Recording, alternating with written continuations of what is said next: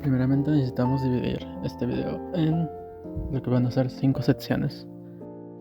En estos temas trataré de ser lo más breve posible sin entrar a puntos específicos. Seré lo más mundano posible. Primero, ¿qué existe ya de la narrativa gráfica? Primero tendríamos que saber qué es la narrativa gráfica. La narrativa gráfica, como su nombre lo dice, es narrar a través de imágenes. Esto es un modelo literario como lo son los cómics, mangas, etc, de lo que ya sabemos, ¿no? También lo son las novelas gráficas, al igual que los libros álbum, fotolibros, animaciones, algo cuyas imágenes narren algo, ¿no?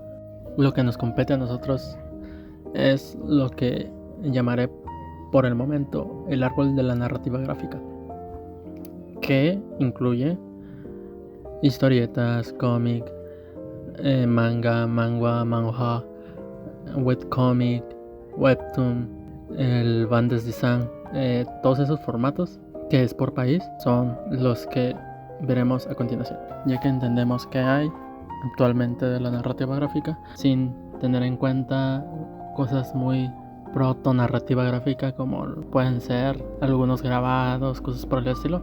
Tenemos que pasar al siguiente punto, que es cómo y dónde se ha desarrollado a través del tiempo estos formatos, ¿no? En términos generales tenemos que saber que en el occidente, lo que es ahora el cómic, todos esos formatos que son más de una página, se desarrollaron por los años 1920, 1930 en toda Latinoamérica, igual en Europa, más o menos por estos años muchos países estuvieron desarrollando lo que es su cosmovisión de la narrativa gráfica. El más famoso, el cómic estadounidense, que fue uno de los que se importó a la mayoría de los países latinoamericanos, muchos países europeos. Tras la expansión del cómic, en muchos países pues también se vieron la necesidad de desarrollar su propia cosmovisión, ¿no? O sea, ya se estaba desarrollando, pero también era caro importar, traducir, ese tipo de cuestiones, pues tampoco no le salía tan rentable, y por una u otra razón, ya sea nacionalista o no, muchos países empezaron a producir historieta nacional. En el caso de Latinoamérica, historieta. En el caso de España, tebeos. En el caso de Francia, que es un caso que sigue vigente, o sea, no sé francés, ¿no? Pero se llama bande dessin, creo que lo pronuncié mal. Japón, el manga. Tiempo después de que se empezó a producir manga en Japón, las situaciones con Corea y China son un poco diferentes, porque Corea y China empezaron después de que Japón empezara a exportar su manga, ¿no?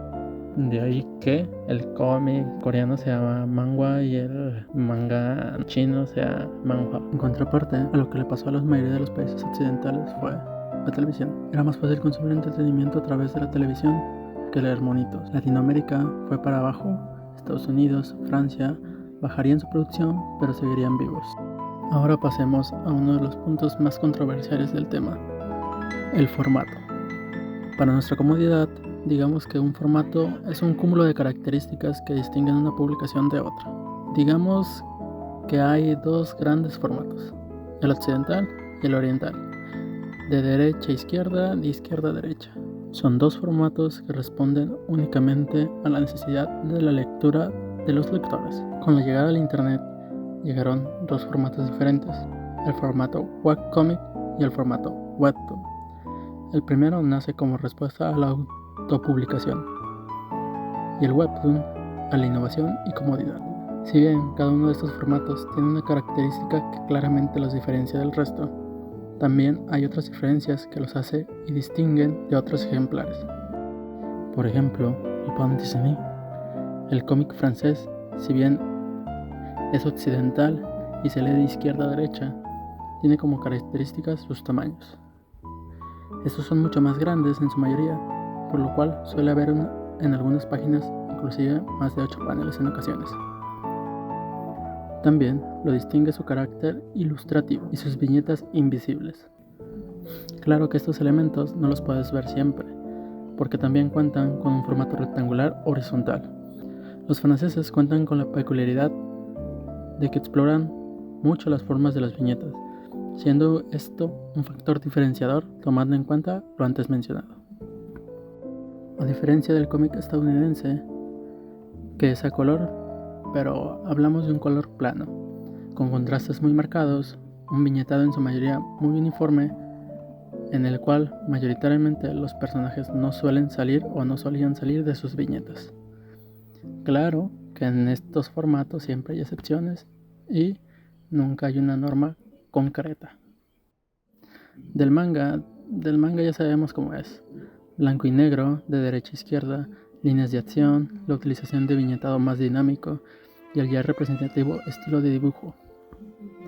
Son unas bestias. Más interesante es que en China y en Corea, con la influencia del manga, no se separan mucho de este, aunque estos dos se leerán de sentido occidental, y con el tiempo, en China y en Corea se verá más color en los formatos, cosa que en Japón no se ve mucho. Aunque China con el tiempo desarrolle una buena industria de lo que es su visión del manga, China se verá envuelta en lo que es internet para publicar una suerte de webcomic. Tiempo después, cuando Corea decidió crear el ya muy famoso formato webtoon, el webtoon, un formato vertical, una revolución en cuanto al formato. Tan revolucionario fue que China también decidió adquirir este formato. Que ojo, el formato webtoon y lo que llamamos manga son dos cosas diferentes. El manga es la tropicalización del manga, siguiendo algunas características de este, y el webtoon es el formato vertical de scroll infinito. Aunque un webtoon puede ser llamado manga por comodidad para referirse a algo hecho en Corea. Todos estos países tienen de alguna u otra forma una industria que está viva en su país. Pero, ¿qué pasa con la historieta? La historieta, como formato, podemos decir que solo tiene una característica. En su momento, como formato era uno de los más pequeños. Se podía encontrar como un cuadrado o un semi-rectángulo, de una manera muy corta, aunque su tamaño variaba tanto por país como por año. También se podían encontrar historias en blanco y negro, escalas de grises o a colores planos, aunque principalmente nació como historias en blanco y negro, o de una sola tinta, porque pues en Latinoamérica faltaba mucho dinero. Con el tiempo y cuando la industria fue adquiriendo dinero, pudieron darse el lujo de imprimir historias a color. Entonces se preguntarán, si tiene tantas cosas, ¿qué hace diferente a la historieta de otros formatos? Realmente lo que hace diferente a la historieta es nada. La historieta en Latinoamérica no se caracterizaba por realmente nada. Tenía mucho de todo, tenía poco de otra cosa, pero era algo que nació siendo así. Y con esto quiero decirles que mayoritariamente la historieta no respeta formas ni formatos. Así como la historieta, otros formatos también pueden tener ciertas características de otros formatos. Que se respeten ciertas normas en ciertos formatos no quiere decir que no pueden implementarse. Por cierto, quiero dejar en claro que las tiras cómicas no son historietas. O sea, me refiero a que una tira cómica inicia y termina en una sola página y su objetivo es contar una historia o una idea que sea rápida y entretenida. Mientras el término de historieta tiene que ver más con una historia que se cuente en varias páginas y que tenga continuidad. Así que no, las historietas no solamente son tiras cómicas. De aquí en adelante hablaremos de la historieta tal cual es en Latinoamérica. Bueno, a decir verdad, no puedo hablar por toda Latinoamérica. Conozco de casos en Argentina, Chile y Colombia donde la industria de la historieta en su tiempo fue muy buena, pero en la actualidad realmente desconozco la situación. Así que me tomaré la libertad de hablar de México. El surgimiento de la industria de la historieta en México data pues de los años 1930, por ahí del 1920, pero el boom de la historieta en México fue a finales de los 30 hasta 1970, 1980, más o menos. Fue una industria que vendió millones de ejemplares al día. Eso fue porque México es un país muy grande y en ese tiempo la mayoría de sus habitantes eran analfabetas. Esa situación se dio en muchos países de Latinoamérica. Por lo menos aquí en México, las historietas que más se vendían eran la historieta cómica, dramática, de romance y aventura. Los principales lectores de esas historietas eran mujeres y niños. También hubo historietas de superhéroes, como era Calimán o Fantomas. algunas de aventuras, principalmente como Mimín Pingüín, Los Super Sabios, La Familia Burrón. Existían en aquel tiempo revistas de pura historieta, como El Pepín, El Chamaco, Los Sensacionales. En su tiempo era tanta la demanda que hasta había historietas para adultos, como El Libro Vaquero, historias de traileros. Y ya para los últimos años de esa época de oro, las últimas historietas que sobrevivían eran precisamente las historietas para adultos. Con el tiempo, la demanda bajó, las historietas mexicanas se fueron a quiebra y ya no había editoriales que las publicaran. Y las pocas que aún existían salían en revistas o periódicos como tiras cómicas. Si bien la historieta mexicana por esos tiempos no había muerto, sí era muy poca y era independiente. Cada quien siguió su camino. A veces había uno que otro grupo de moneros que se juntaban y lanzaban proyectos o hacían revistas o fanzines. Porque sí, así en esa época, por lo menos en México, a los que hacían historietas se les decía moneros. Tiempo después, con la llegada de internet, la manera natural de seguir haciendo historietas era en internet. Entonces México y muchos países se refugiaron en el webcomic o historieta web. Para inicio de los 2000, recuerdo haber escuchado sobre una página llamada Comics, que buscaba crear una página de cómic mexicano. Aquí quiero aclarar que la palabra cómic se normalizó tanto que se instauró en el vocabulario español. También por esos años la escena nacional se vio opacada por la llegada del manga. Tiempo después, con la influencia del manga, nació una escena nacional que trajo consigo nuevos proyectos, como Familia Usaka por allá del 2009, Kokoro Revista por allá del 2013 y Dom por el mismo año. Recuerdo haber visto por allá del 2014 una publicación en Facebook de Kokoro Revista. Era un concurso para la publicación de su revista. En aquel tiempo el concurso consistía en una compilación de one shots donde el ganador iba a ser publicado. Al igual que ese concurso, había otros concursos iguales en las otras dos revistas, lo cual hacía que los autores nacionales buscaran un espacio en estos. Cada una de estas revistas contaba con su propio sistema de publicación. Ninguna de estas contaba con un formato digital. Todas estas publicaciones eran físicas.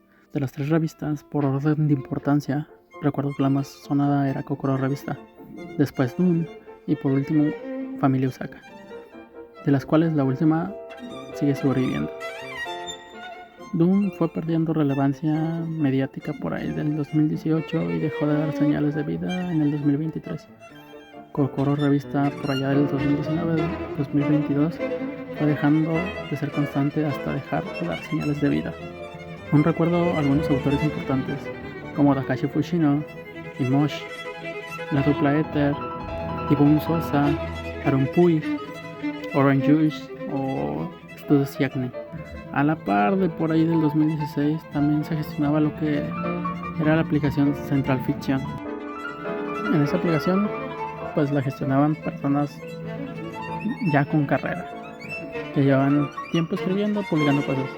Podemos encontrar obras como El Trapata, Nomás del Yermo, Los Perros Salvajes, obras con un gran nivel que se dieron a conocer de manera internacional.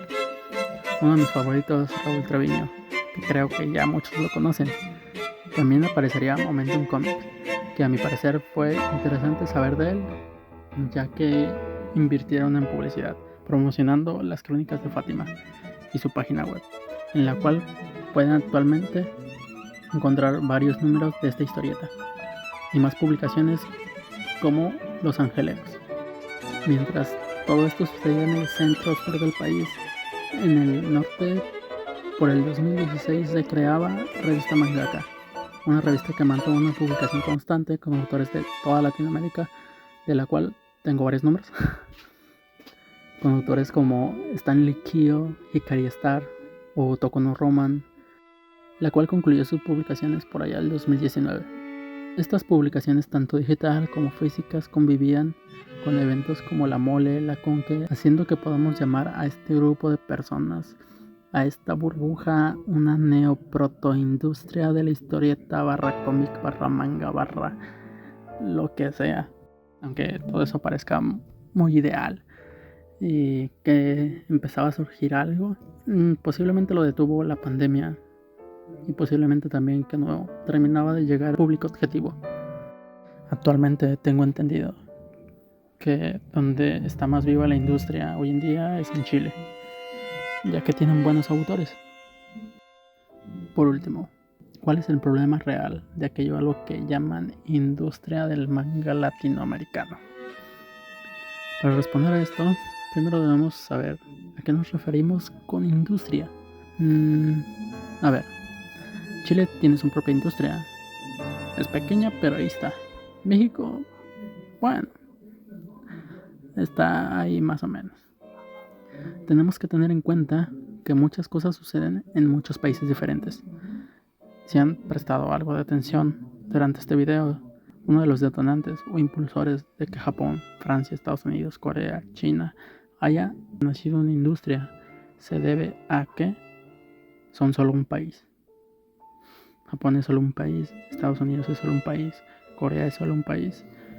Ninguno de ellos comparte idioma. Nuestro problema es que somos muchos países que hablamos un mismo idioma. Pensemos esto de otra forma.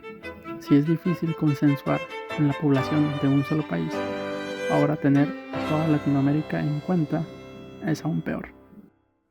La industria que creo que se pretende buscar del manga latinoamericano, creo que todos piensan una industria que estaría meramente ligada a internet y después, en consecuencia, en el hipotético caso más deseado, se vería envuelta en una industria física. Uno de los puntos de inflexión que creo que serían importantes para el desarrollo de esta industria es que los autores o personas interesadas también formen parte de esta conversación a partir de la historia y la situación de sus países, para así tener este acervo de información en el cual podamos probar nuevas ideas, recorrer nuevos caminos. La comunidad, si quieren que sea comunidad, tiene que empezar por ahí, tiene que empezar de decir qué es lo que tenemos, para dónde tenemos que ir, qué es lo que ya se hizo para no tener que hacerlo otra vez. Les pondré un ejemplo. He escuchado mucho que quieren incluir lo hispanohablante, pero déjenme decirles que los españoles empezaron ya su industria. Ellos no están esperando a que de repente todos consensuemos con ellos y digamos, ay, vamos a hacer esto. No andan escogiendo un nombre para lo que están haciendo. Y sobre el nombre, propongo que se llame Ñángale. Te creas. Creo que hay un error en este tema. Creo que muchas personas tienen un concepto raro de lo que es la historieta. Creo que piensan que es meramente algo caricaturesco y no está acorde a la narrativa que quieren dar. Creo que simplemente están martirizando el nombre de la historieta. Así mismo como lo hicieron cuando el manga llegó aquí, que las personas pensaban que eran solo dibujitos y que era algo para niños. Lo mismo que hicieron con el manga, me parece que están haciendo con el nombre de la historia. Entonces creo que el paso lógico es intentar dar esta visión de que la historieta es más que solo dibujitos. Y teniendo en cuenta que la historieta no hay ningún formato definido, creo que es caldo de cultivo para que lo que quieran hacer de formar un nuevo formato o reinventar uno nuevo, creo que hay cabida de sobra para el nombre, solamente es necesario implementarlo. Bueno, no tengo más que decir. Sorry por el audio, estoy haciendo esto desde un celular. Simplemente quería dar como de querer hacer un video al respecto, porque vi mucho video por ahí y hace mucho no hacía videos, pero de hecho casi no tengo videos, pero creo que es importante, creo que es un poco importante. Bueno, sin más, me despido.